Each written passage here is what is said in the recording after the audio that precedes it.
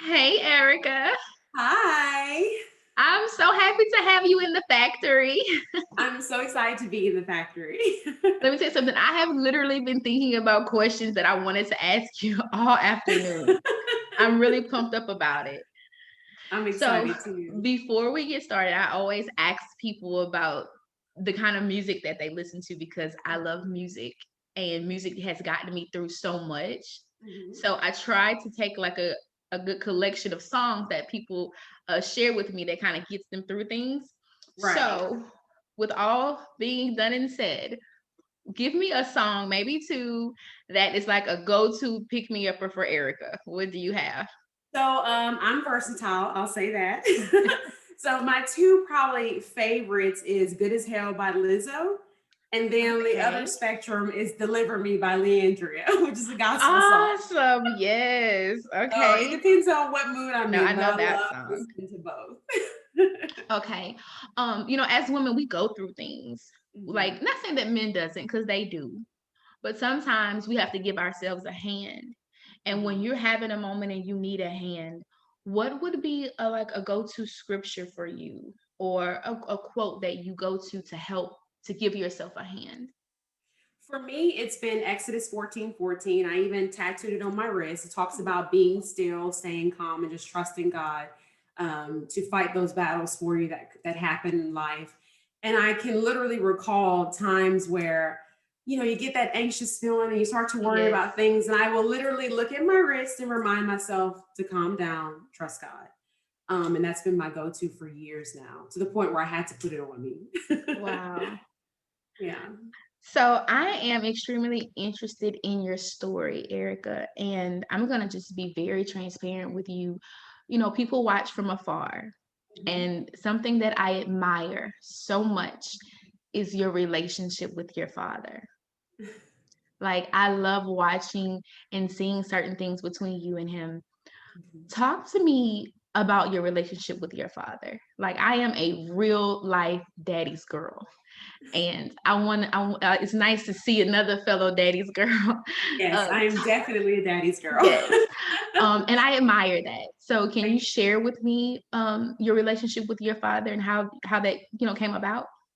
So, what's interesting for me and my dad, my parents divorced when I was 2 years old. So I never technically grew up physically in the same home with him, but I would go for weekend visits and spending time with him. And I think a lot of my childhood and even teenage years, still not fully understanding what all happened with the divorce, feeling as if somehow, something was my fault or I may have caused something to happen, and just not fully understanding what my parents went through and whatever pain they went through, it was their issue to deal with, not my own. Wow. um and I can remember back in college I had went to this really cool like Christian retreat thing that was a part of the church I was going to at the time, and something clicked in the message that was being talked about, just about forgiveness and healing and moving forward and learning how it's something you have to do for you and not necessarily for that other person. And I quickly realized I had been hindering my relationship with him because I was sitting and worrying about what was happening between my parents when it had absolutely nothing to do with me. And so I remember that night praying about what I could do to kind of turn things around, and just started really opening up to him in my college life and just talking to him more, letting him in more, letting him know more about me. And in turn, whatever was broken or not healed between us, you could slowly start to see things change. Yeah. And I think for me, the biggest pivotal moment was when I became a single mom. Um, I promised myself I wouldn't cry talking to you. It's okay. Um, It's okay. I can remember when everything started, I called him crying and I explained what was happening. And he said, "Come see me." At the time, he was literally like right down the street from where my mother lives. So I went to his house and I can remember it being a rainy night. Um, I had left my child with my mom just to go have a private conversation with my dad about everything. And I swear it gives me chills. I remember it like yesterday. The garage door opened and my dad was standing there with his arms open. And I Erica, don't you lost it. have me crying with you, I okay? know, I'm sorry. Oh but gosh. it really signified me feeling safe and feeling I would be okay. And just that reminder of no matter what was happening, I had my dad. And at that time, it was what I absolutely needed.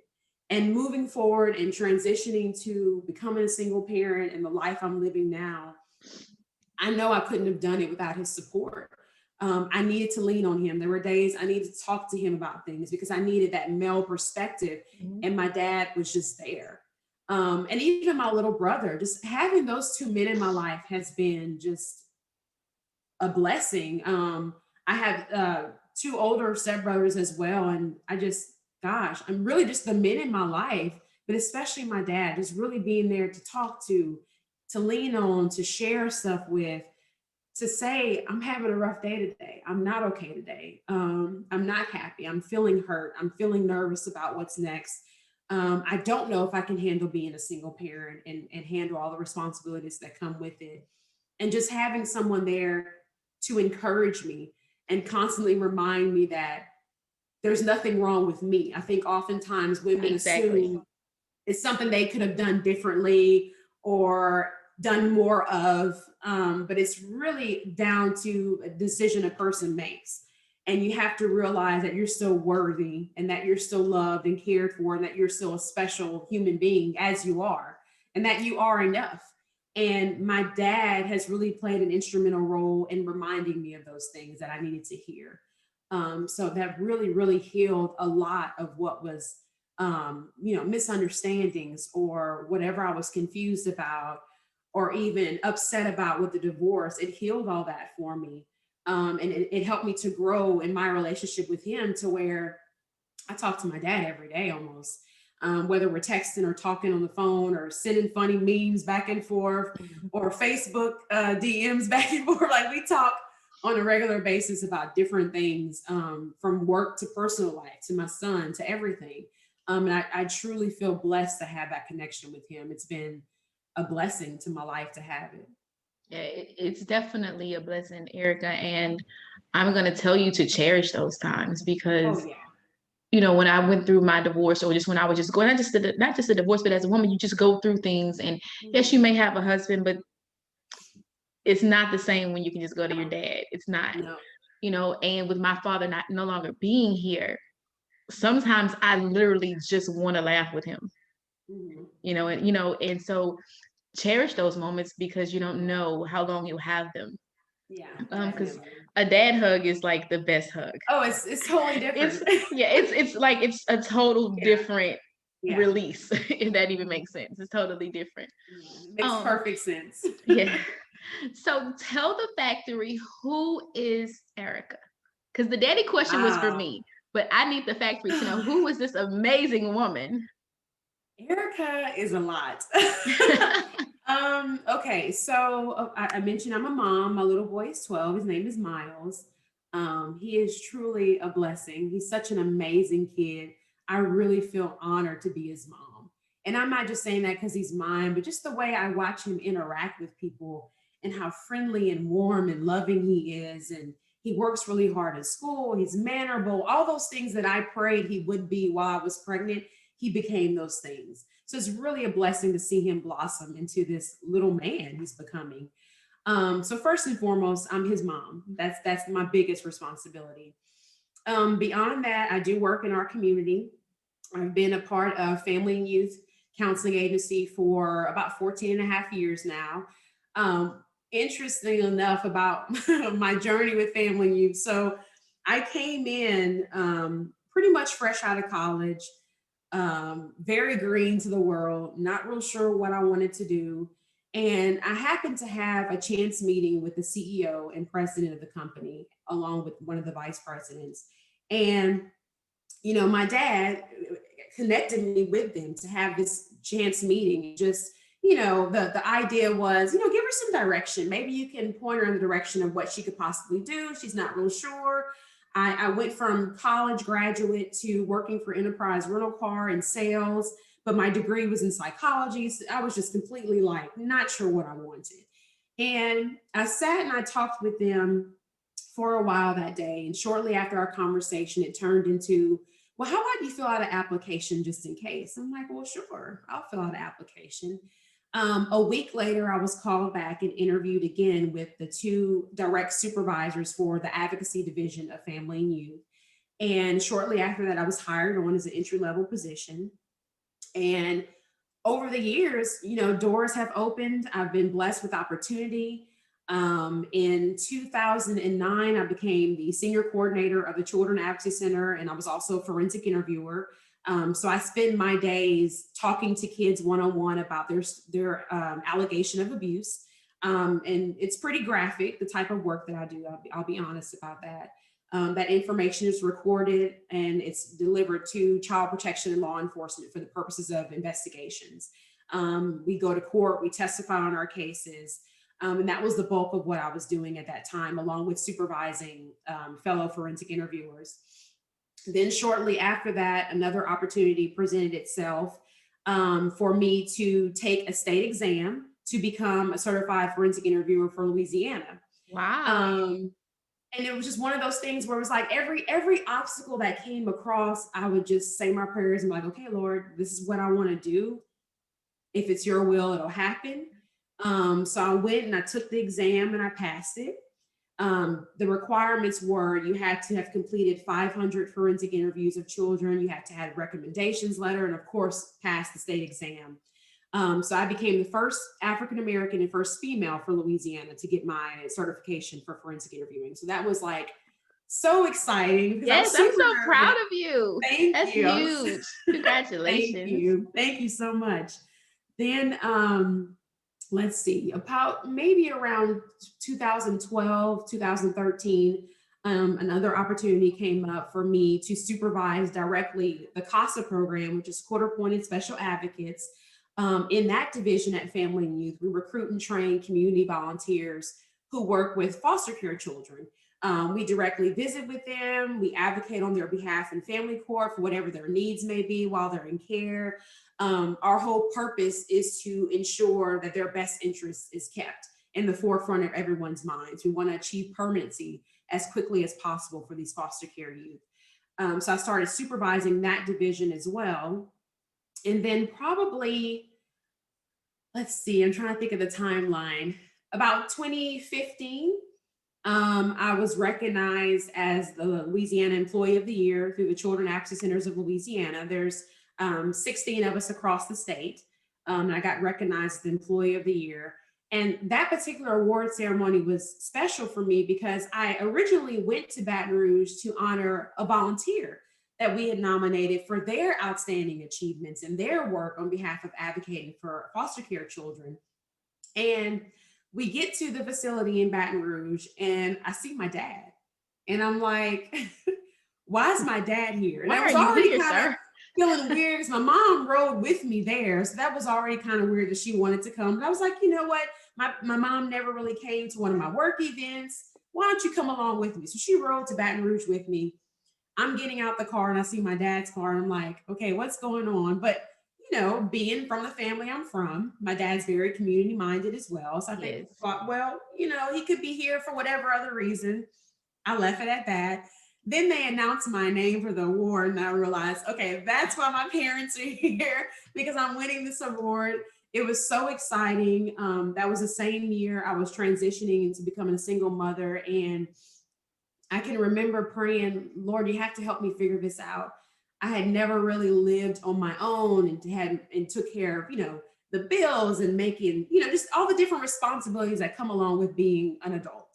I had to figure those things out on my own. I was feeling not ready for whatever reason. I kept praying, Lord, you have to help me figure this out. I have to be able to budget and make sure I can take care of Miles and, take care of things for my home and, keep things as comfortable as I could for my son. Right. Was my goal. And the evening of that event, shortly after, I was promoted to executive director over the programs that I was supervising. So it's like immediately God met my need. I was so worried about, how would I afford things? And immediately that need was met. And I can remember just crying and thanking God and thinking, my God, like I've been going through so much. And every time I let go of that fear and I stopped worrying about it and I just press in and pray, he opened that door for me. So of course now that name it's transitioned. We're all vice presidents now. When you're at my level at the company, so I'm a vice president. I transitioned from executive director to vice president, and I don't know. 2019, I decided I wanted to go back to school again. So again, I went to God and I'm like, okay, I think I want to get a master's degree. If it's your will, it's always been my thing. If it's your will. So I fill out the application, I submitted all my paperwork, and I got accepted. So I was like, okay, Lord, that means I'm going to school. Going to school. Going to school, which has been interesting with the hurricanes and the pandemic and all these different things that have been happening. But again, just trusting God, like I talked about, being still, trusting God. I graduate next Friday. I'll be graduating from college. So I'm excited. Congratulations. Thank you so much. I'll be getting my master's in public administration from the University of Texas in Arlington. Wow. And I know it is nothing but Him. It's been me praying and me letting go of that fear. For so long, I've been feeling like kind of just stuck. And once things clicked for me, and I think it really clicked as I became a single person, I realized, you know what? It's time to be fearless. I can't think this is all there is. I have to push myself. And the more I push myself, the better I am for myself, for my son, and for those around me that I love and care for. And I keep just wanting to evolve even more and just trying my best to be as self-reflective as possible, and finding those things that aren't healed or aren't addressed, and addressing those things, because then you become your truly authentic self when you heal those broken pieces. And that's been my journey. It's just learning how to grow and evolve and become the best version of myself. And it feels good. Like the woman I am today, the old me wouldn't even recognize who this is. I've evolved and come so far from who Why I are used you to like pulling tears? and look, and I'm trying to hold them back. Like you're literally pulling tears here. Yeah. But it's been a journey, but it's been a necessary one. Right. I feel like I needed the growth. I needed all that came with it, the negative, the good, all that's come with it. It's been empowering for me to really be able to kind of take hold of my life and say, you know what, I want more than this for myself. I want more than this for my son, and I'm gonna go get it. And just learning how to be totally independent and be comfortable in that space, but also to still be open and genuine and loving and caring. It's definitely a balance. I think sometimes when you go through divorce or separation or any of those things, you really have to make a choice to heal and forgive. Because if you don't, you do become bitter, you become angry, you become unapproachable, frustrated with just life. And that's just wasted energy. I always, put on my post that I'm living on love, and it's living on valued energy. That's just my motto. I want to live on valued energy. I don't want to engage in anything that's not positive and that's not productive and feeding growth and light into my life. So if it's something that's going to hinder my development or hinder my positive energy, I have to remove it from myself. And that's been my way of really protecting myself while I'm still growing and transitioning to the best version of Erika. Erika, that was That's a long-winded answer. No, but listen, that was a great answer. And I was just steady here, just chatting away. I just took, first of all, I tell people all the time that for me, my personal growth came from pain. Mm-hmm. So in the midst of my uncertainty in life and things that I felt was so unfair, mm-hmm. like you said, you feel like, okay, how am I going to be the best version of Erika for Miles, for myself, so that I can become the woman that God has created me to be, right? Mm-hmm. There's some growth that has to happen. And sometimes you may not put yourself in the situation to grow because you're so content. Mm-hmm. And then life happens. And then that's when that pain comes and you in the midst of all of this, and it's like, okay, I'm going to move. I'm going to do something. And that's when that growth starts happening. And you make the conscious decision to choose to heal. And I love that's why I wrote that down. Oh yeah. Like, make And it you a have to, choice to heal. right, Choose healing. right. And you have to almost think about it as, how are diamonds created? Is through pressure. Sure. You have to go through that pressure and make a choice to come out on the other end of it. Every day we choose what our mood is going to be. We choose what our attitude about the day will be. You even It's a choice. choose how things are going to affect you. It's all about choices. And you can either choose to see the positive and how you can turn a negative situation around, or you can dwell on the negative. And I quickly realized it takes way too much energy to dwell on this negative when I can just pivot and change directions. And Mm-hmm. it's really about every day making a choice to change directions. And I'm not saying it's perfect every day. I have Because my it's days not. where I may have a trigger or something that occurs, or even a memory of something. And then I have to remind myself, I'm healing, I am enough, and I'm moving forward. And I just remind myself of those things. I love Just to that. always remind, yourself you're healing, you are enough, and you're moving forward. That's really what it's about. So you have this wonderful professional life. It's amazing life, these amazing opportunities that you like said basically just kind of fell in your lap, or blessings from God, the way things just kind of started, transitioning for you. While all these things are happening in your professional life, talk to me about your personal life. Personal life has been a journey. I was married for 11 years. We were together about 12 and a half. So learning myself as a single person was weird for me in the beginning. But I quickly learned what my non-negotiables are, which really does help to kind of solidify what I will and will not put up with. And I think it's important for women to understand it's not about necessarily dating for marriage again, because if you're dating for marriage, in the back of your mind, you want to be married. So you may willingly put up with certain things because you're thinking, I want to be married again. Yeah. Whether, compared to now, it's about I'm dating to be happy. And it just so happened that, things align for me to be in a happy, healthy space. And it's different. And it's really about recognizing your energy with an individual, that you're when you're dating. Because if you're feeling very depleted and just, tired and almost just withdrawn Drained. afterwards, Yes. just drained, that's not your That's not it. person. That's not But the when you person. have that positive energy where it's just very fluid and easy and peaceful, that's a blessing. It truly is a blessing. So your marriage, when things started to fall apart, Mhm. how did you communicate to yourself through that? Ooh. Like, I know Um, that's a really tough question, because I know that, when you initially, it's stages.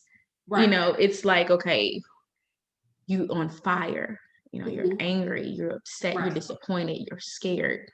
Mhm. And then it's like a burst of confidence. And it's like, okay, I got this, I can do this. And then it's like the doubt, can you really? Yeah. You go through these these stages. Mhm. How do you communicate to yourself to get through that? Um, I'll be honest, in the beginning I didn't. I felt like, oh my God, there's something I did wrong. I need to be more perfect. I need to, make sure I'm looking perfect 24/7. I need to make sure I'm cooking even more. I kept putting all of it on me. And I can remember I started going to see a counselor and really talk about those different layers of things that were going on. I'm I'm a big sorry, Erica, can you say that again? You went to go see who? a counselor, yes. Great, because I'm I've an been advocate for advocating. mental Yes, health. we It's should seek important. help. It's Hey, okay. it is okay. I tell people all the time, if you don't address the trauma that you've been through, you will date the same person over and over again. You have to make an active choice to address whatever those things are. from the current relationship to previous relationships to unaddressed childhood, whatever those issues Yes. are. If you don't address those things, you're not whole and you're not healthy. And for me, healthy is attractive. That's attractive. That is That's what I'm drawn attractive. to. So when I see a healthy individual, that's what I'm drawn to. And I couldn't be my best self. And I honestly feel like I wouldn't have ended up with Ryan if I wouldn't have done the steps that I've done to get to where I am now. Because I had to work on Erika. I had to make sure I reminded myself how to love me again. I think I How do got you do that?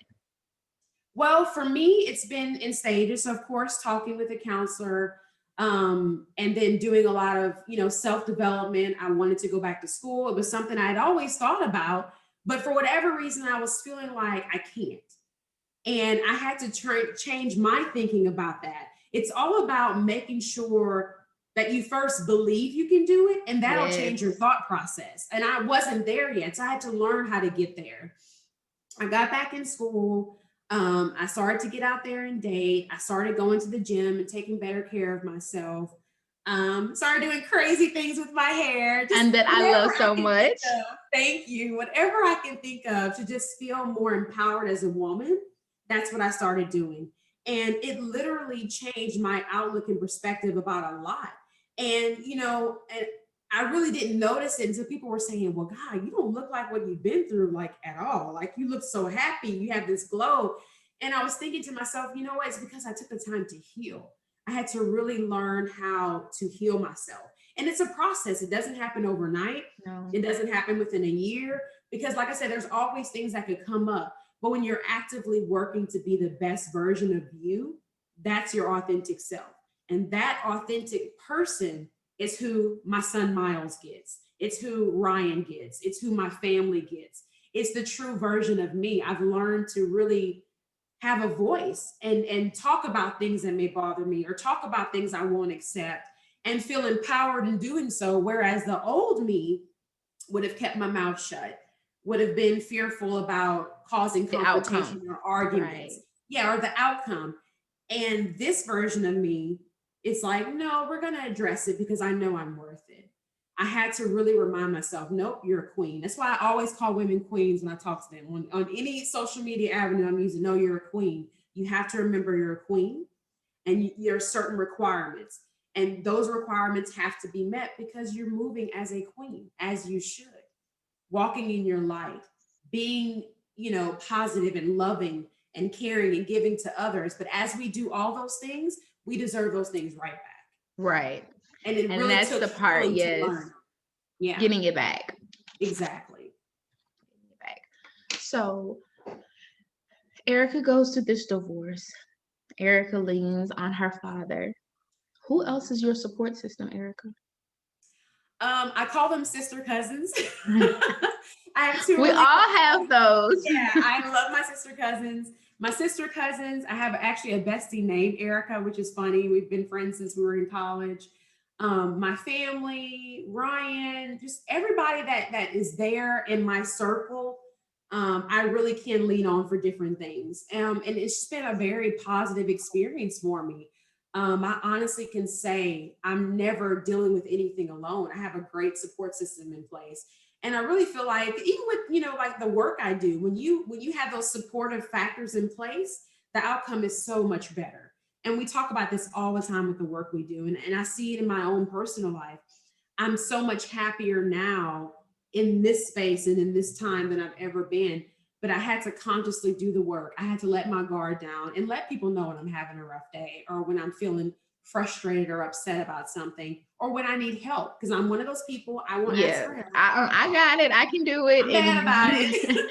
and you But really I'm do need a learning little how help. to, yeah, Right. I'm learning how to do that, how to ask for help, how to lean on people. Of course, prayer. My prayer life is everything. I love praying. I love, worshiping God. That's huge for me. In the gym, something about that cardio and weight time for me. I'm nowhere near where I want to be, but having that time where I call my mommy time to just zone out, listen to some good music, work out, and just release that energy. And I feel that self-care is such an important factor with supporting who you are as an individual. Self-care is huge, especially with the work I do, because I give so much during the day. I need Yes, that you need moment to it. unwind and release it all so I can come home and be Erica. Okay. I'm gonna ask you a question, and if now you know how you know me, so um, if it's too direct or too forward, you don't have to Okay. answer me. Okay. Okay. As I explained to you, I personally do not know your story, Mhm. but people talk and people say things. So your divorce to somewhat was um I'm not gonna say public, but a lot of people knew about things going on. Mhm. Sometimes women find like that's hard. Like that makes it a little bit harder when it's Oh yeah. a lot of, whispers and things. Mhm. How did you find the strength to say, okay, I'm gonna be okay to go outside today. I'm okay to get on Facebook today. Mhm. Or possible, just people can be cruel. Mhm. How did you get through that part? Because My that's relationship totally with my separate dad. than Yeah. just that's a Yeah. like I lived it. It's a totally different thing. Mhm. And it requires something different. So I'm asking you, how did you do it? Mhm. For me, it really was my relationship with my dad. Because of course, I talked about the prayer life, the self care, and the support of people. All those things were important. But when I was really going through it, I've had some real conversations with him about things that, came back to me or things that were said to me or, just any issue I was dealing with pertaining to the divorce itself or what was being said or the rumors or whatever. I could go to him, I could discuss it, and it was like my way of releasing that. I had to be able to release it. And I knew I had to be able to talk to someone that I could trust wouldn't go and tell the world about it either. And my dad really became that outlet for me to really just vent Wow. about some stuff and just and I don't know, I guess because it was special for me because he's the man in my life, and he was able to remind me, no, you are worthy, you are beautiful, this will turn around, this isn't the end for you, life is just starting over for you, and it's okay to start over, just giving me that, oops, sorry, the phone's ringing, giving me that reassurance that I needed to just remind myself it was going to be okay. Because there were plenty of days I didn't think it would be okay, and just talking to him, it helped to really remind me, no, it's going to be okay.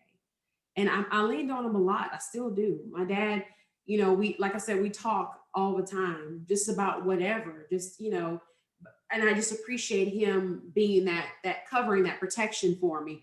Because when you're in a marriage, your husband's your protector. So Hmm. not being married anymore, my father became that protector for me. Okay. What would you tell someone who is just getting into the midst of life after divorce? What would be your advice for that woman? For sure, talk to someone who's a professional. You want to make sure you can have a moment with someone who is unbiased, because that's key, that you Yes. can just dump it all to. You have to deal with it. I see so many women who don't want to deal with it. I know it's painful, I know it's uncomfortable to talk about, but you have to be able to address those things to heal from it. So you have to have those hard conversations and really talk about how the different aspects of what happened made you feel, because then you can only heal from it. And of course, forgiveness, not for that person, but for yourself. Yes. You Right. have to walk in forgiveness. You have to remember to hold your head high and conduct yourself as a queen. There's no reason to cut up and clown and, Learn you that the know, hard way. yeah, you don't have to do all that. It's not No, you necessary. don't. And No, it's you not can. going to get you the result. I mean, that's just a It won't. reaction. It's not It going won't. to be what you need. And that's the thing. It's about mastering self. So you get to where you get to the point where you're not reactive. You can learn how, no matter what is said to you. And that's a trained, like that's a learned Yeah, behavior because exactly. naturally you're hurt and you do want to immediately, lash out or do something. Like you said, that energy is not destroyed, Mhm. it's transferred. I have to do something with Exactly. it. And that's something immediately, when you're hurt, you want to, oh, I'm about to get you. Or how Mhm. how can I show you better than I can tell you? But Right. once the night is over, the pain is still there and all that stuff that you've done, it's not Yeah. worth it. Yeah. Because the problem is still there. It doesn't make it go away. Exactly. It never goes away. It never goes So away. So you do walking all in that to come home forgiveness. to the problem. Exactly. So walking in that forgiveness, it really does free you to be the best you. Because at the end of the day, that's what it's about. What can I do to be the best me? What do I need to release? What do I need to heal from? Whatever that thing is, let that go. Let that go and find what your center is and find out what makes you happy and what brings you peace. That's key. I like that. Okay, so now we have this new relationship. Okay, we have this new relationship, and I have a question. How do you know that it's truly okay to start to seriously date? Like, it's one thing to catch a movie, go eat, because that's not really personal. It's like, oh, just eating, just a little movie, it's cool. But to seriously say, I'm ready. Like, I'm really ready. How did you know that? I think for me, once I finally healed from everything and was able to be, face to face with the situation and not have a reaction, that's when it clicked for me like, okay, I'm good now. I can date, I can do what I need to do. But my biggest thing, even with being in a happy space, God, whatever your will is, that's always my prayer. So no matter what I'm doing, you know, I'm seeking his will for my life and being open to what that may look like or what that is for me.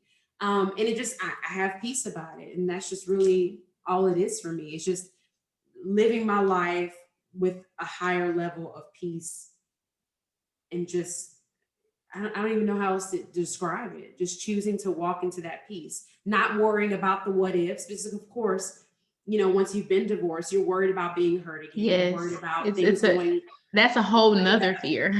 Exactly.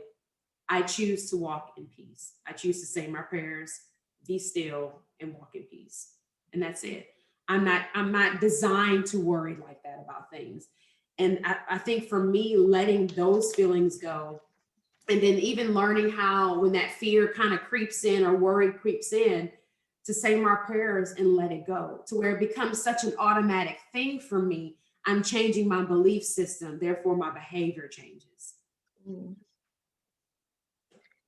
So, how does co-parenting look with an ex-husband and a guy friend, a boyfriend, a fiance? How does those So things look? what's interesting for me, and I think it's because we both work with children, we went into this being adamant about making sure we raise our son to be healthy and to not have any trauma or any issues because of what we were dealing with as adults. So what we deal with is what we deal with.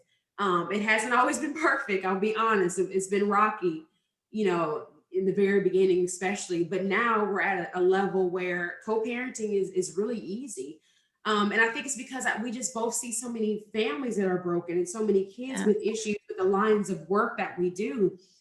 We're both adamant to make sure we keep him at the focus of everything. So there is no room to worry about what his needs are personally, what my needs are. It's all on Miles. And Miles. Miles is so well adjusted and happy. That's a blessing for both of us. And we see that happiness in him. So that's really what it's been about, is focusing our energy on making sure he's comfortable, keeping that line of communication open, and ensuring that our child is happy and well adjusted. Okay. What would you tell young Erica? If I can hold up a mirror and be like, here's young Erica, what would you say to her? I would tell young Erica to not walk in fear.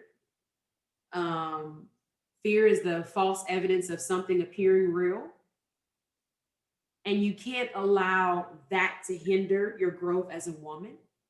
Um, you don't have to be married right away, even though my son is absolutely a blessing. Um, this version of me would have told that version, wait, make sure that you're marrying someone who wants to be married, not just someone who wants a wife. That's two different things. Totally. That's a statement right there. Say that again for me. Say that again. Younger version of me should have been told, you want to make sure you marry someone who is looking to be married, not just marrying because they want a wife. If you're not ready for that commitment, it's not okay to get into that type of commitment. And I think sometimes living here in the South, we preach so much to our young women, marriage, marriage, marriage. Well, what about your self evolvement? What about establishing who you are as a young woman? What about finding your voice, and developing your career, and doing some things to make sure you have your own identity first before Right. you venture off into becoming a spouse of someone else? Because I will admit, somewhere along the way, I lost the sense of who I was. So becoming single again, I had to kind of figure out, who is Erika, because I was so wrapped up into everything that was involved with the marriage and my son, and taking care of my bonus son. I totally forgot about taking care of me, totally. And I would tell that younger version, take your time, evolve who you want to be as a woman before you decide to marry, because that's important. I want to say this part, just about being married and about having that this self identity first. Whenever I got married, I hyphenated my name. Mm-hmm. I mean, I didn't see a big deal with it. My husband didn't say anything about it. He never said anything about it, to be honest with you. Um, but as I continued to work, like I never would tell my students, you have to call me Miss Lambert, Mrs. Lambert. I never forced that upon it. Like it didn't matter to me. And then I started like getting like messages like why I hadn't changed my name on Facebook, or why certain things.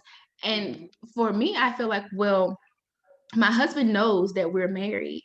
Mm-hmm. Like I'm comfortable within who I don't have to do that. And I know that some women, I'm not judging at all, but I truly never, I didn't, when I got married, I never thought about like literally changing my name. Like that was never a thought. Like I never cared about that.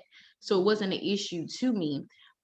But when so many people would bring it up, I was like, wow, this name thing is Mm-hmm. really like, my name doesn't define, Right. just because my students call me Miss Chin, or my Facebook says one thing, does that mean that I'm not married? Like that Mm-hmm. doesn't mean anything. So I really didn't understand seriously like how that was so important to some people about just using the name. Mm-hmm. I really didn't realize how how it's changing the self identity, or how it's like a negative light if you don't use it, or people think certain things. And that was the farthest thing from my mind, because Mm-hmm. that wasn't what I considered my marriage to be about, what my name was. Mm-hmm. So when you spoke on the self identity part, that's really spoke to me, because that Oh yeah. always was something that bothered me. Like, why does people even concern themselves with that? And what was funny in my situation, I dropped my last name. And I can remember once I finally decided, okay, this is not God's best for me, I'm going to move forward in divorce. Once my divorce was final, I legally changed my name back to my maiden name of Dozier. And I can remember someone asking me, well, what about Miles? His last name is different. And I'll never forget, I sat down with Miles one day and I asked him, I said, is it going to bother you if I go back to Dozier? I said, it's important to mommy, but I don't want to hurt you. And he was like, well, you still gonna be my mom, right? I said, well, yeah, forever. He was like, well, do what makes you happy, mommy. See? And that meant the world to me, for my son to understand I needed to separate myself and be a Dozier again. I needed to kind of remove that part and just kind of self-identify again as Erika Dozier. And it was a part of my healing process. I changed it on everything, and he's fine knowing my last name is different from his. It doesn't define, my level of parenting Right. or Like, yeah. anything like that. But yeah, I can totally self-identify with that. I changed it because I wanted it back. I got rid of it, not realizing how much it would affect me, as when, once the separation started, I was like, I want my name back. So I Mhm. did go through the process and become a Dozier again. Yeah, because it's really like the name thing. It's a really huge thing to Oh some. yeah. Oh Like yeah. It's it's a a big really deal. huge thing. And Right. like I said, my ex husband, he never questioned me about it. I mean, I never. And like even now, like if the school call, they'll call the phone. They'll say, "Hi, can I speak to Miss Lambert?" Because that's my Mhm. children's last name. I Right. don't say she Right. doesn't live here. I respond. I mean, I'm an adult. I know why they're calling me that. It's not a Mhm. big deal. but it's a struggle for some people. And I just wanted to see, what was your take on that? I think, not even just the name thing, but just the whole concept of marriage in general. Oftentimes we glamorize the wedding. The wedding is the party. We want to, Yes. show out and show up for everybody. We want to have all these fabulous things, but we don't necessarily take time to prepare for the actual marriage. Right. And I could even say that with myself. If I would have known the things I know now, I would have done more work to prepare then, Yeah. because I would have realized, okay, this is not it for me and this shouldn't be happening.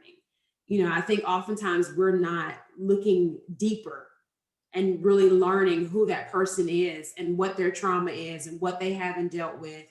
And because it really does combine with whatever your trauma is and what you haven't dealt with. Mhm. And that can become super toxic if you don't work towards what the marriage will be, not just the wedding, not just the fun. And I'm not knocking those things. It's a beautiful experience. I love going to weddings, but have you prepared for your marriage? Right. Have you asked each other those hard questions? Have you really dug deep to learn the darkest parts of that individual? And is that something you can deal with? Because to me, if you can't deal with those things, you have no business planning a wedding at all. Right. And I'm gonna be transparent with you about this, just talking about the wedding. I had a huge wedding and I had absolutely everything that I wanted. And I do mean everything that I wanted. And when I was going through my divorce, and because going through a divorce is a lot of reflecting, because everything isn't your partner's fault. You have to take some ownership and have some accountability, right? And when I truly thought back on my marriage, I went, of course, before the wedding itself, but when I thought about my wedding, I felt so badly Mm-hmm. because my wedding was truly a selfish act. Mm-hmm. It was all about Danielle. Mm-hmm. And how wrong is that? My husband could have been replaced with any man because the wedding did not represent him as a person. It was all about me. Mm-hmm. And you can't be in a marriage all about No. you. You cannot be. And that day, in that moment, it was all about me. And Mm-hmm. he knew that. And I think I told myself that it wasn't all about me because that was the right thing to do. But Mm-hmm. when you have to have those hard, like you said, those hard, honest You have conversations, to. You have to. I I owed him an apology. Mm-hmm. Like I really, like, you paid for me to have this great birthday party, basically, Mm-hmm. because I didn't incorporate you. And Mm-hmm. that was very selfish of me. And that was when that was healing for me. Like, Mm-hmm. okay, yeah, you may have done these things, but I've done some things too. Mm-hmm. And I owe you an apology for a lot of things. Mm-hmm. But he appreciated that. Mm-hmm. And I think what people don't realize, it's not a weakness to point out what a fault is within you. If Oh, you know how anything, strong it's a you have to be? strength.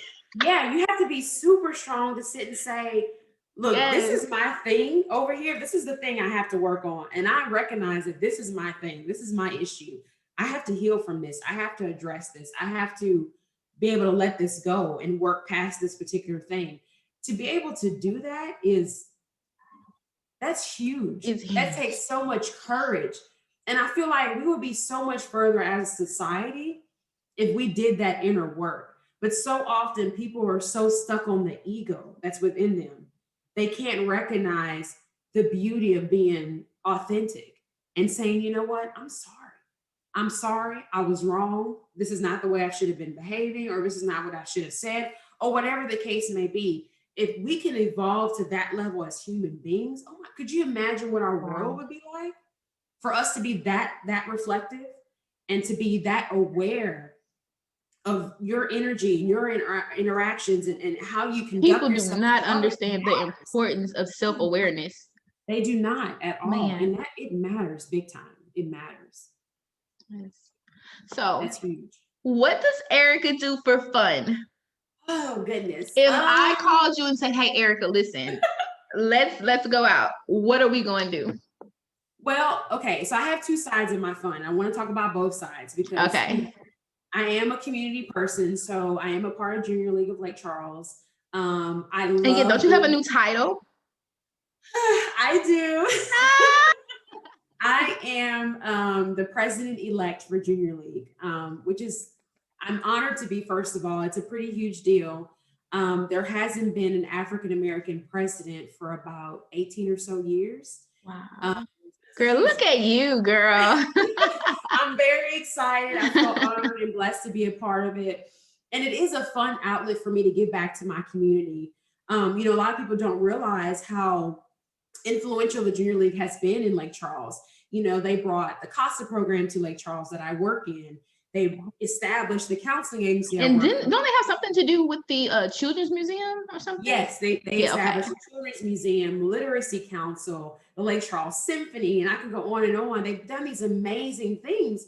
And what was cool for me, it was women who did it. That to me was just so Because awesome we and do exciting. everything. We really do. You don't hear about women making moves Right. like that and being influential in their community. So on the community side, I enjoy being a part of something where I'm giving back.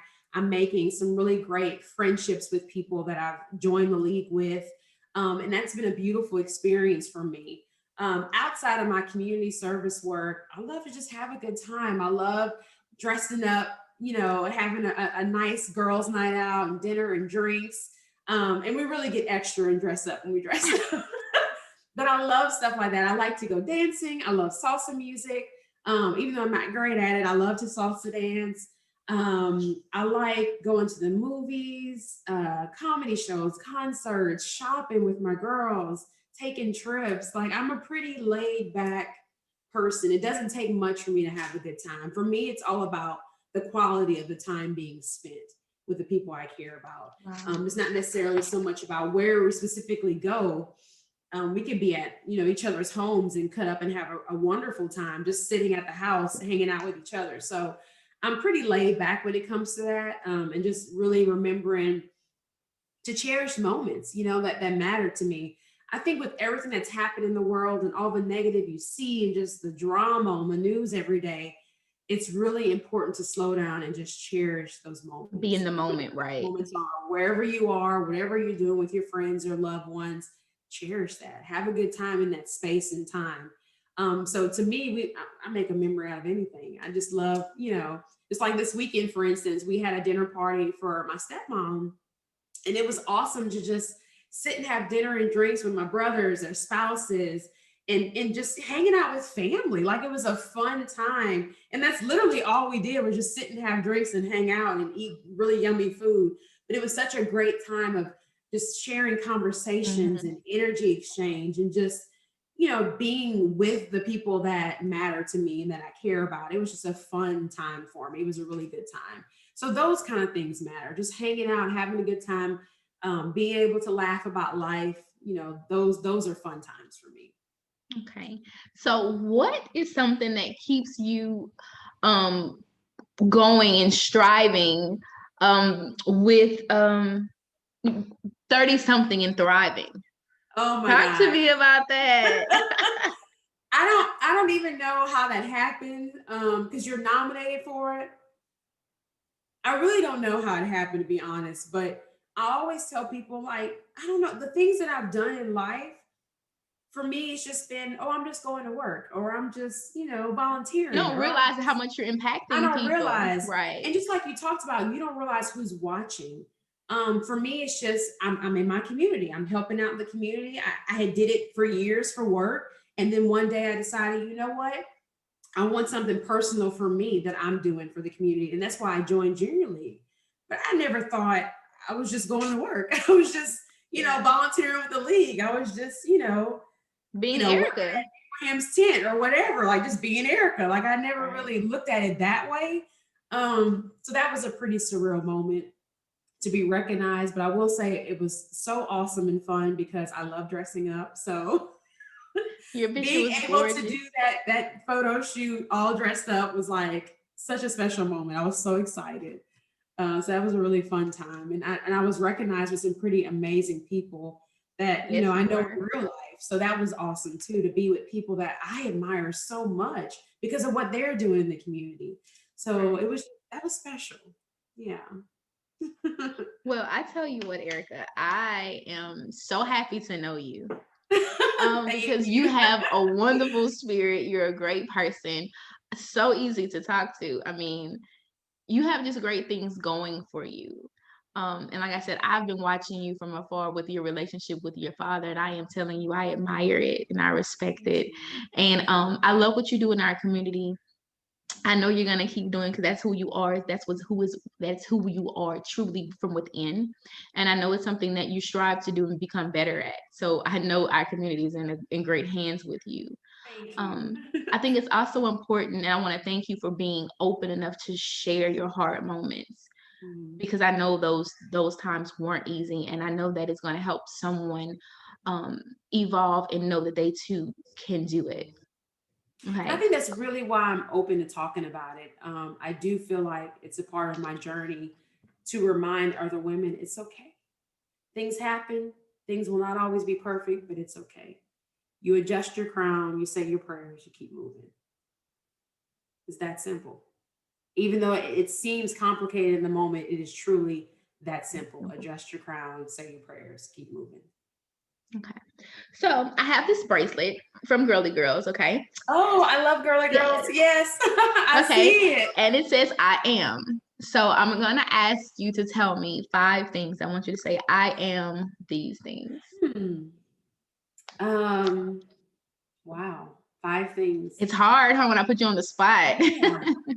I am God fearing. I am a mother. I am happy. I am living my truth. I am excited for my future. Awesome. Awesome. Well, I thank you so much. I'm Thank you. excited for everything that's to come for you, and I look forward to see what happens in our community with you behind us. Thank you. I really enjoyed talking to you. This was fun. Well, thank you so much. Like I said, I appreciate it, and thanks for coming to the factory. Thank you. Bye.